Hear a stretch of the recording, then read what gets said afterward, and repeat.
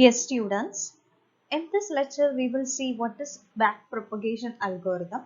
Backpropagation algorithm is a famous neural network algorithm which is used to train the model using neural networks. Let us start learning backpropagation algorithm. Important mathematical tool for improving the accuracy of predictions in data mining and machine learning. Using backpropagation methods, a desired output is compared to an achieved system output in a neural network, and then the system is tuned by adjusting connection weights to narrow the difference between the two as much as possible. So backpropagation algorithm, commonly termed as backward propagation algorithm, is an important tool which is used in data mining and machine learning for prediction activities. In a backpropagation algorithm, desired output is compared with actual output and their difference is noted. In order to reduce the difference value, we have to adjust the weights in the input signal. Backpropagation algorithm is used in many areas of artificial intelligence, optical character recognition, natural language processing, and image processing. Backpropagation algorithm iterates through many cycles of two processes, and each iteration of the algorithm is termed as epoch. Algorithm cycles through the processes until a stopping criterion is reached. And each of this cycle include two phases, a forward phase and a backward phase.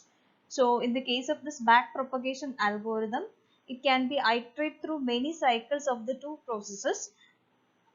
Each iteration is termed as an epoch. Then algorithm cycles through the process. Algorithm cycles will continue the processes until a stopping criterion is reached, and each of the cycle include two phases, a forward phase and a backward phase. Now let us see the forward phase. In forward phase, in which the neurons are activated in sequence from input layer to the output layer, applying each neuron's weights and activation function along the way. Upon reaching the final layer, an output signal is produced. So in the case of forward phase means neurons are activated from input layer to the output layer, applying the weights and activation function on their way from input layer to the output layer. At final layer, the output should be produced. That is, this forward phase should be in a sequential manner from input layer to the output layer. Now comes the backward phase, in which this is a phase in which network's output signal resulting from the forward phase is compared to the true target value in the training data. The difference between network's output signal and true value results in an error that is propagated backwards in the network to modify the connection weights between neurons and reduce future errors. So in case of the backward phase, what happens is the network's output signal is compared with the true target value and their difference is computed. This difference is termed as the error. So in order to minimize the error is propagated backward to the network to modify the weights between the neurons and reduce the future error. That is, the idea is that the error value is propagated backward in the same preparation or the same propagation where the input is provided to generate the output. Over time, the network uses the information sent backward to reduce the total error of the network. So the backpropagation algorithm uses the derivative of each neuron's activation function to identify the gradient in the direction of each of the incoming weights. The gradient suggests how steeply the error will be reduced or increased for a change in the weight. The reduction in error is by an amount known as the learning rate. The greater the learning rate, the faster the algorithm will attempt to descend down. So the thing is that in backward phase, what happens in the network? What happens is the network output signal is compared with the true target value, and their difference is computed, and this difference is termed as the error. So in order to minimize the error value, the error is propagated backward to the network to modify the weights between neurons and neurons input data, and we have to reduce the future error. So here in back propagation or in backward phase, the error is propagated backward in the same uh, method or same propagation where input is provided to generate the output. Then this backpropagation algorithm uses derivatives of activation function to identify the gradient in the direction of each incoming weight. Using the gradient function, error can be reduced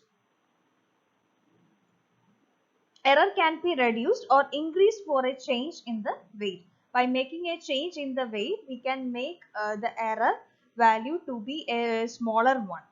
So reduction in error is known as the learning rate of the algorithm.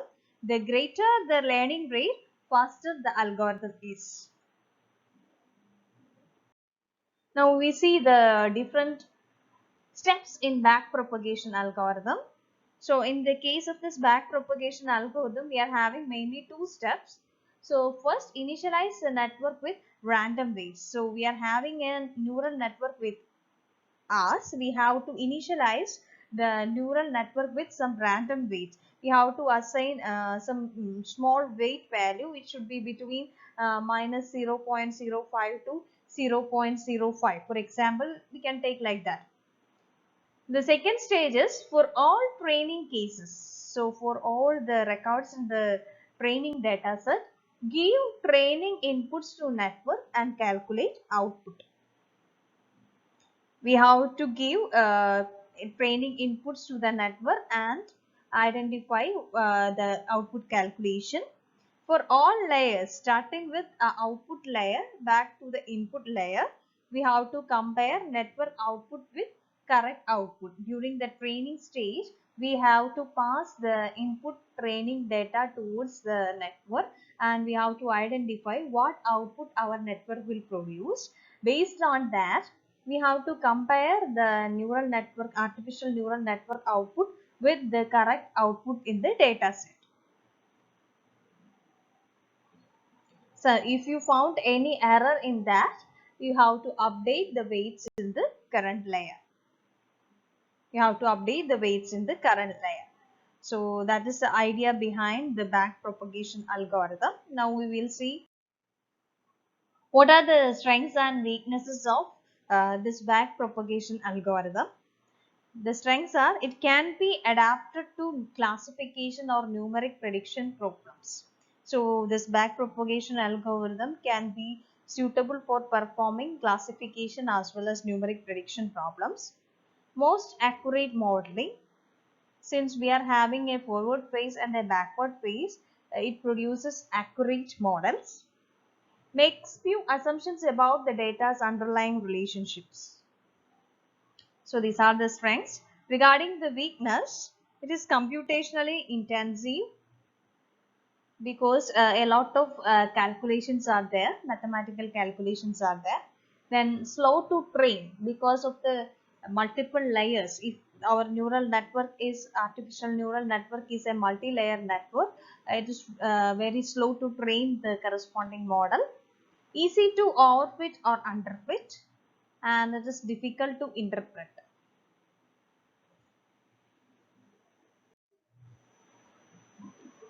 Now we are having a term with us, bias. Most implementations of backpropagation algorithm for multi-layer feed-forward neural networks employ an additional class of weights known as biases.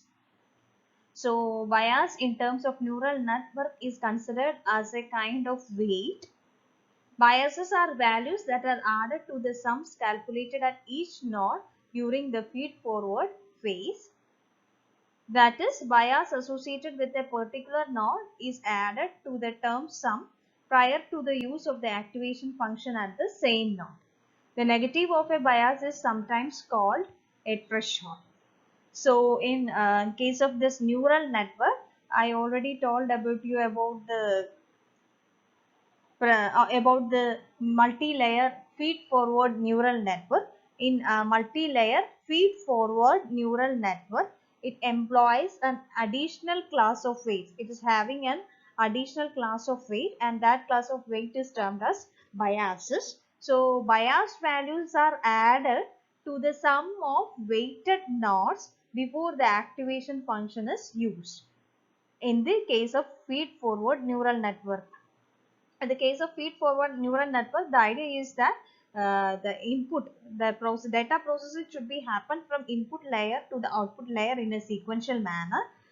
In the case of this multi-layer feed-forward neural network, we are having an additional weight. That additional weight is termed as bias. These bias values are added to the sum calculated at each node except the input node during the data transmission.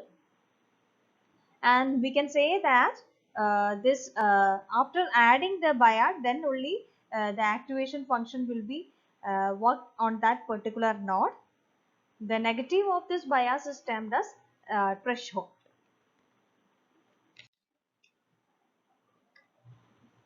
This is a diagram. Which shows a bias value. So biases are weights associated with vectors that lead from a single node whose location is outside from the main network and whose activation is always 1. So here you can see a network here. Here in this network, this is the bias value which will be applied to all the nodes, all the intermediary nodes. And in this particular case, this bias value or bias weight is 1, and it should be applied for all the nodes. Hope you understood what is bias in the case of neural networks, and it should be, this bias value should be applicable only to feed forward multi-layer neural networks. Hope you understood the back propagation algorithm and its various phases. Thank you.